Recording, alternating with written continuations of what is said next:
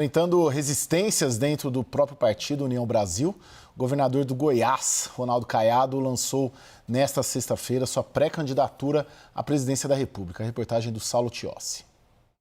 Caiado tem pela frente o desafio de unificar o partido em torno do seu projeto. O próprio presidente do União Brasil, Antônio Rueda, não esteve no evento. Rueda, assim como outros políticos de direita, esperam uma definição do ex-presidente Jair Bolsonaro, que está inelegível, mas ainda alimenta esperanças de reverter a condenação e insiste em se apresentar como candidato. Entre os participantes, políticos da direita, como o senador Sérgio Moro, também do União Brasil, o vice-presidente da sigla, ACM Neto, e Ottoni de Paula, do MDB. No discurso, Caiado focou numa área bem avaliada do seu governo em Goiás, a segurança pública. E se eu chegar no governo, na presidência da República, vocês podem ter certeza que bandido vai ser na cadeia ou fora do Brasil, porque aqui ele não vai incomodar mais ninguém. Outro nome cotado pela direita para 2026 é o do governador do Paraná, Ratinho Júnior, do PSD, que almoçou nesta sexta-feira com Bolsonaro na sede do governo do estado em Curitiba. O ex-presidente evitou dizer se apoiaria Ratinho Júnior para a presidência, mas fez elogios ao governador, de quem busca apoio público para a pauta da anistia aos condenados pelo 8 de janeiro. No domingo, Jair Bolsonaro participa de mais um ato aqui na Avenida Paulista, em São Paulo, pela libertação dos envolvidos nos ataques de 8 de janeiro. E numa nova aposta para fortalecer a pauta, o deputado federal Nicolas Ferreira gravou um vídeo repetindo a fórmula utilizada na época da crise do Pix, quando o conteúdo viralizou e causou problemas para o governo. A gravação critica o STF pelas prisões contra suspeitos e condenados nos atos golpistas e tem como maior exemplo a manifestante que pintou de batom a estátua do STF. Condenada a 14 anos de prisão, a cabeleireira teve prisão domiciliar concedida na semana passada. A anistia é tratada pela bancada do PL como pauta única. Aliados acreditam que a anistia possa dar mais chances a Bolsonaro no processo em que é réu no STF por tentativa de golpe e, por consequência, aumentar a possibilidade de que o ex-presidente consiga reverter a sua inelegibilidade no TSE.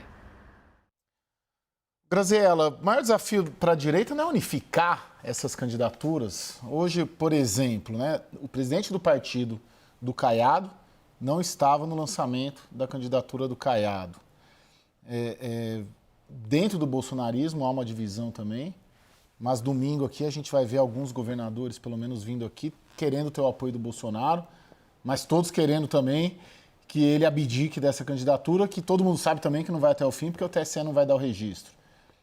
Esse entrave maior para a direita, unificar em torno de um nome só o quanto antes, para chegar competitivo e derrotar o PT, tentar derrotar o PT o ano que vem? A sensação que eu tenho é que eles sabem que isso seria o melhor para todos, mas é difícil resolver isso, porque é uma vaga aberta, né? E uma vaga aberta tem muitos olhos de muitos lados diferentes.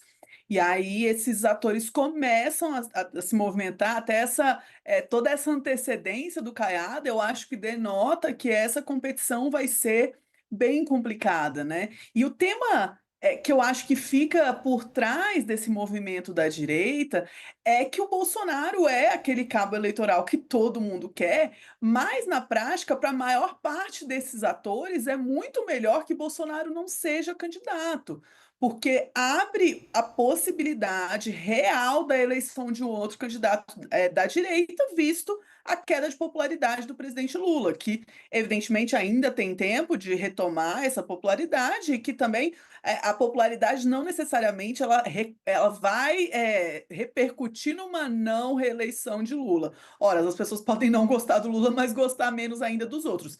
De todo modo, um governo mal avaliado tende a abrir espaço para a oposição. Isso gera conflito e gera confronto. E quando o Bolsonaro assume, é interessante a gente lembrar, ele traz uma série de pautas da direita que depois passam a ser divididas entre outras candidaturas, né? Então ele falava bastante de segurança pública, como está falando o Caiado, mas também tinha um elemento militarista, tinha um elemento de defesa da ditadura militar, enfim, tinha muita gente se juntou em torno do projeto de Bolsonaro e depois isso me parece que foi se dissolvendo. E agora as pessoas estão atrás dessas pautas. Me parece que a pauta da segurança pública vai ser algo muito relevante, sim, nas próximas eleições. Isso deve estar no radar do Caiado.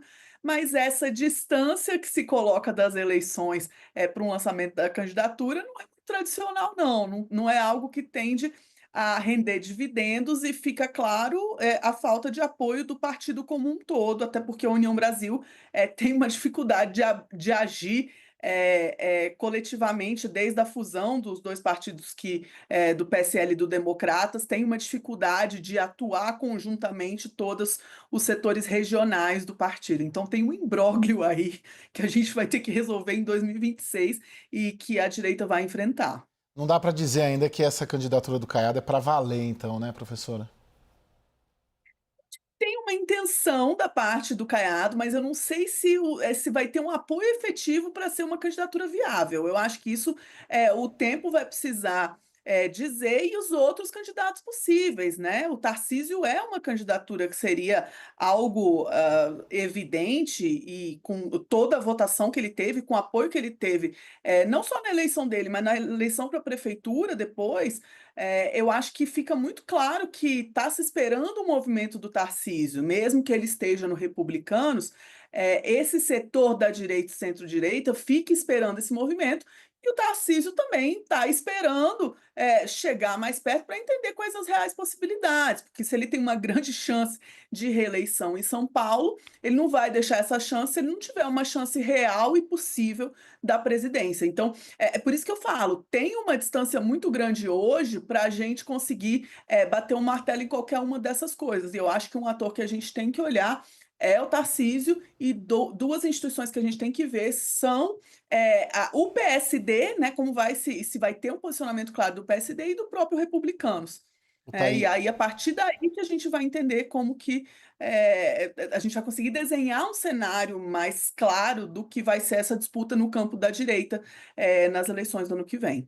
Thaís, o setor produtivo financeiro vê o Caiado como? Vê o Caiado como um nome forte, alguém que vai forçar a direita a pensar numa opção ao Bolsonaro, né? O Caiado foi o primeiro a fazer essa separação, né? Esse distanciamento, o primeiro da direita a fazer esse distanciamento do Bolsonaro, ou a enfrentar o Bolsonaro, né? Como unanimidade da representação, mas não vê com força, né? Aqui o setor produtivo, o setor financeiro, né? Já estão bastante encantados por Tarcísio Gomes de Freitas, né? Lá em 2022 tinha uma divisão entre Bolsonaro, né? Mesmo aqueles que se diziam não bolsonaristas, mas não queriam a volta do Lula, e uma boa parte dessa turma encampou a campanha de Simone Tebet no primeiro turno, né? Acreditando que ela poderia ser uma boa opção. Depois refizeram isso na campanha à prefeitura aqui em São Paulo para Tabata Amaral, né? O mesmo grupo que apoiou a Simone Tebet no primeiro turno das eleições em 2022 foi o grupo que apoiou a Tabata Amaral em 2024. Então, o que existe a gente não acha quem apoie a esquerda, mas a gente acha quem acredita que a direita vai precisar ter um nome forte.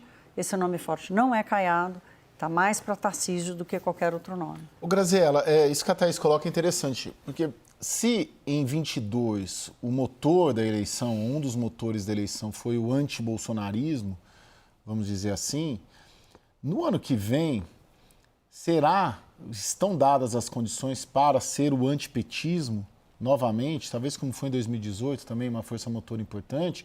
Essas condições estão dadas para 2026, logo, quem encarnar o antipetismo já parte aí na largada como talvez um favorito contra o PT o ano que vem?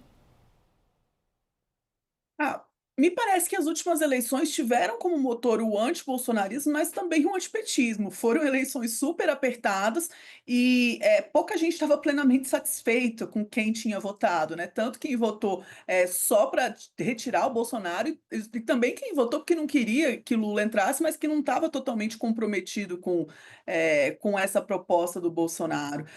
Me parece que agora a gente tem o petismo, o antipetismo como instituição menos relevante do que a gente tinha nas últimas eleições, mas a gente tem a figura do Lula muito desgastada. E a gente tem que ver como que vai ser daqui em diante esse desgaste, porque o que a gente está vendo hoje nos gráficos de quanto a população aprova o Lula é que isso vem caindo. Se isso não tiver a possibilidade de ter uma mudança ao longo desse processo, ele vai sim chegar muito enfraquecido às eleições. Mas não necessariamente ele chegar enfraquecido nas eleições é sinônimo de haver um sentimento antipetista ou antilulista. É bom que isso fique claro, né? Então, a gente já teve presidentes mal avaliados que terminaram por se reeleger, porque a candidatura que vinha em oposição a ele não era algo que agradava também a população. Então, parece que a gente volta a uma conversa que se tinha muito nas últimas eleições, do que se convencionou primeiro a chamar de terceira via, depois ficou o nome um pouco desgastado, mas tentar entender quem que vai trazer esse plano de falar de política pública. Nesse sentido, Caiado tem um ímpeto muito interessante em trazer uma agenda de política pública no lançamento da candidatura. A Thaís falou muito bem, é uma candidatura pouco viável, mas seria muito bom para a nossa democracia se a gente discutisse política pública e não quem a gente é contra ou é a favor nas eleições, né?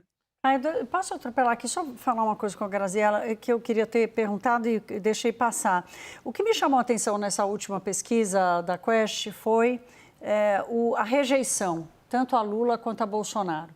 É uma rejeição personificada, eu imagino, né? Na persona do Lula, na persona do Bolsonaro. E aí eu tenho a impressão de que os dois lados dessa polarização estão meio órfãos de representatividade. E a rejeição impede, ou pelo menos demonstra uma barreira muito alta para uma reconquista dessa empatia do eleitor.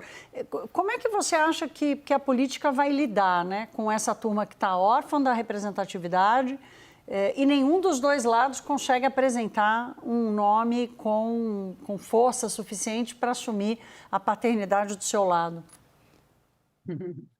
Então, é isso que fica de interrogação mesmo, Thaís. Eu acho que a gente precisa, o que eu venho pensando é da gente entender qual que é o tema de política pública que move essas pessoas a votarem. Eu acho que a pergunta tem que ser por aí.